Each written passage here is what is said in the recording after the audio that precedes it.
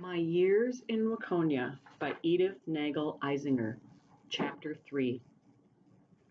After the hospital was established, Doctor did not wish to take any OB patients at home anymore.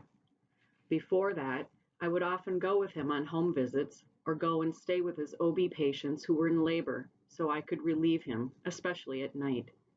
He would appreciate being able to rest and having me stay at the patient's home waiting for the delivery. I remember when we did have home deliveries that I would often go out to the country with him.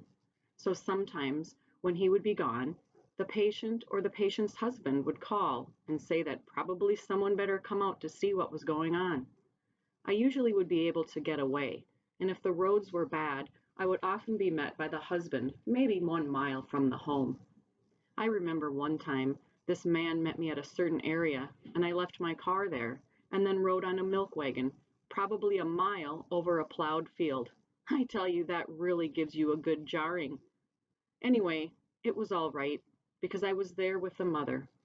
As luck would have it, she delivered before Doctor got there, so I was able to take care of her. I was always glad that I could help. In fact, I delivered many, many babies in the country. One time I went to a patient's home to stay with a patient that night because Doctor had some other patients he had to see. I stayed there, and I could hear something rattling in the other room, and it was mice in the ground cherries. So I asked the husband if he could move the ground cherries down to the basement or some other place where the mice wouldn't be there. I hate mice, and I was scared to death of them. So he did, and everything went fine. I stayed on, but I had just about been ready to leave and go back home and not stay to help the wife. It is difficult to remember all the incidents that happened and took place, but I will try to reminisce and remember a few of them. We were situated in an area about 6 miles north of Highway 212 and 6 miles south of Highway 7. Those two main highways always seemed to have so many accidents. One Sunday, we got some accident patients from Highway 212. There were 7 in a car that had a terrible head-on collision by Cologne. In one car, the grandparents, parents, and one sister perished, and the only ones that survived that accident were 2 sisters. One was 8 years old, and one was 3. They were in our hospital for weeks. The little one, the 3-year-old, had fractures of both femurs and numerous other injuries, and the 8-year-old had a fractured femur, and it took a long time. They were treated differently than they were today, and they had to stay with us for weeks. The accident happened in the summer, and we grew very fond of those little ones. We felt sorry for them, knowing they lost both their parents, and there were just these 2 little girls left. In fact, they wanted to stay with us, to live with us, but of course that couldn't be arranged. Of course, we saw them many, many times after they left the hospital.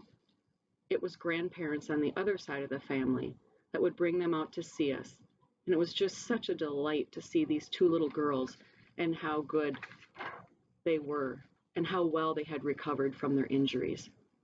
But it also was very, very sad. Then one evening from the other highway, there were 6 young fellows that were returning from a hunting trip.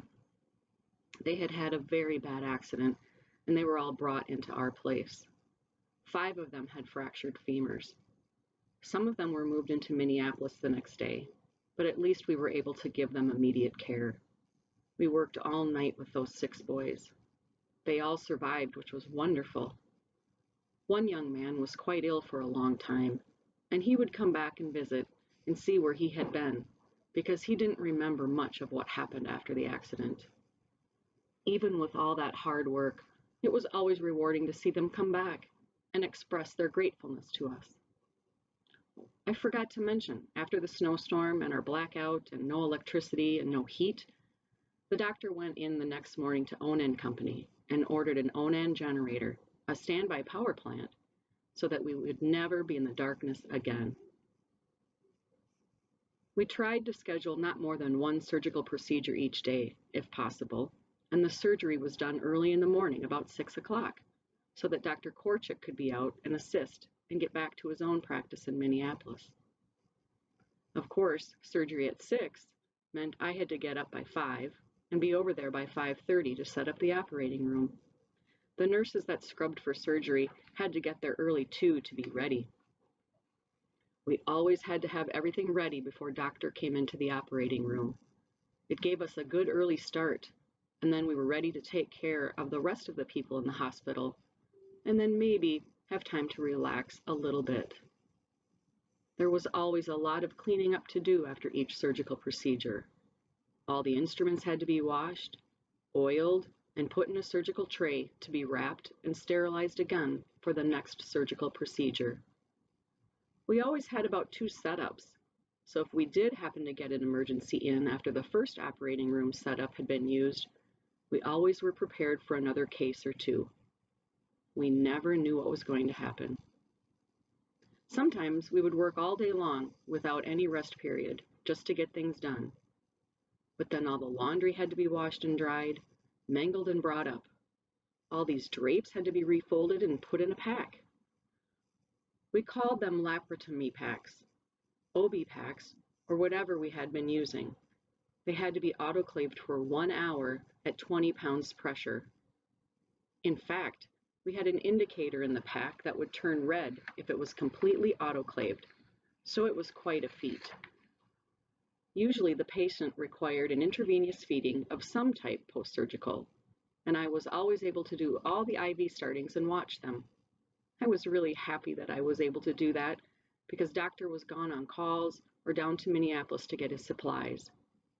Sometimes we would be needing more suture material or more of this and more of that, and it all had to be replaced immediately. In those days, we did not have disposable syringes or disposable IV tubing for blood transfusions. We had to set up our own trays for that. Syringes had to be cleaned, and then the needles had to be sharpened. The stylet was placed through each needle, and then they were wrapped in a surgical towel with a sponge, and that was also autoclaved. Setups for blood transfusion or other IV feeding, all that tubing was washed and ethers run through it to dry it, and then placed in a tray and marked and sterilized. I forget the length of time for that tubing, but it wasn't as much as the big laparotomy pack.